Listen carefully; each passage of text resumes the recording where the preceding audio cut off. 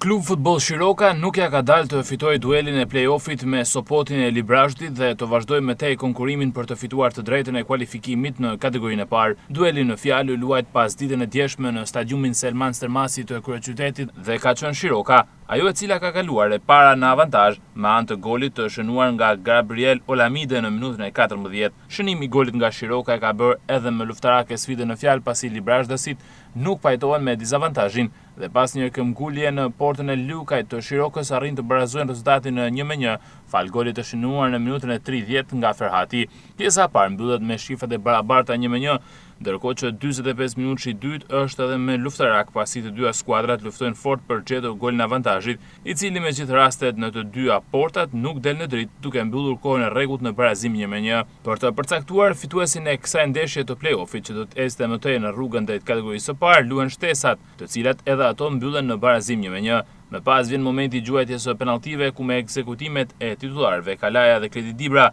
të cilat tundin rrjetën e portierit Librazhdas, Shiroka kryeson 2-1, pasi Sopoti shënon të parën me Tabakun, por humb të dytën me Aminu. Por festa e Shirokasve nuk zgja shumë sepse shpërdërimet e Kaplanet dhe Hasajt ndaj saktësisë tërherë radhësit të Sopotit kualifikojnë Librazhdasit në turin tjetër të play-offit. Një eliminim me kokën lart duhet thënë në këtë rast për Shirokën për ato që futbollistët dhanë në fushën e lojës, pasi skuadra e drejtuar nga dyshja e trajnerëve Pablo Rios Freire dhe Ardit Mani bëri një përfaqësim dinjitoz, ashtu siç ka bërë edhe gjatë këtij sezoni kur rëndit në vendin e tretë.